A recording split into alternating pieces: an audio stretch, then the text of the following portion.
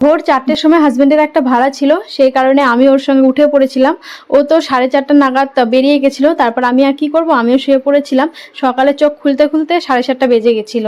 তো উঠে দেখি মা অর্ধেক বাসি কাজ করে ফেলেছে। আমি বাসন কোসন মেজে চলে এলাম রান্নাঘরে। এই যে দুজনের জন্য চা করে ঢেকে রেখে দিলাম, ভাত একটু পরেই বসাবো।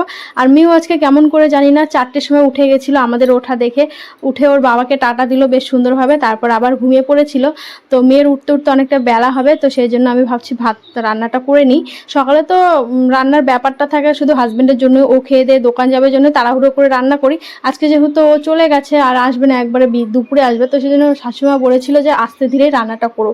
আমার আবার বেলা করে রান্না করতে ভালো লাগে না, তো ভাবলাম সকাল সকালে রান্না করে নিই। আর এই মাছগুলো দেখতে পাচ্ছ, সে শুক্রবারে রান্না, এই মাছ 100 টাকা দিয়ে মাছ এনেছে, শুক্রবারে খেয়েছি, কালকে বাটা খেয়েছি, তাও দেখো কতগুলো মাছ আছে। মাছগুলো কিন্তু হেভি টেস্ট। 100 টাকার মাছ হাজবেন্ডের পাল্লায় পরে 3 দিন ধরে খাচ্ছি। ছোট মাছ খেতে কিন্তু বেশ ভালো লাগে, কিন্তু কোটা বাছার ভয়ে আনতে বারণ করি, আর আনলে তো বেশিরভাগ শাশুড়ি মাই কোটা বাছা করে। তো রান্না করতে করতে আমার প্রচণ্ড খিদে পেয়ে গেছে, কারণ কালকে রাতে আমি কিচ্ছু খাইনি, না খেয়ে ঘুমিয়ে গেছিলাম। তো সেই জন্য এই যে ছোলার ছাতুর শরবত করে নিচ্ছি, এটা খেলে পেটটাও বেশ ঠান্ডা থাকে আর মানে অনেকক্ষণ খিদে পায় না। তো ওটা খেয়ে নিয়ে বাদ বাকি রান্না চলো করে নিই। আজকে হচ্ছে চিংড়ি মাছ আর আলু দিয়ে একটা চচ্চড়ি করবো। কালকে রাতে হাজবেন্ড বলেছিল যে চিংড়ি মাছগুলো দিয়ে চচ্চড়ি করবো, কালকে যেহেতু বাটা খেয়েছি তো সেই জন্য আজকে আর বাটা করবো না। মাছগুলো খুবই ছোট, নদীর তাজা মাছ তো, খুব টেস্ট, ভীষণ টেস্ট।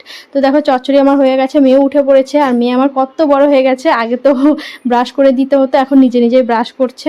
তো রান্না আমার কমপ্লিট।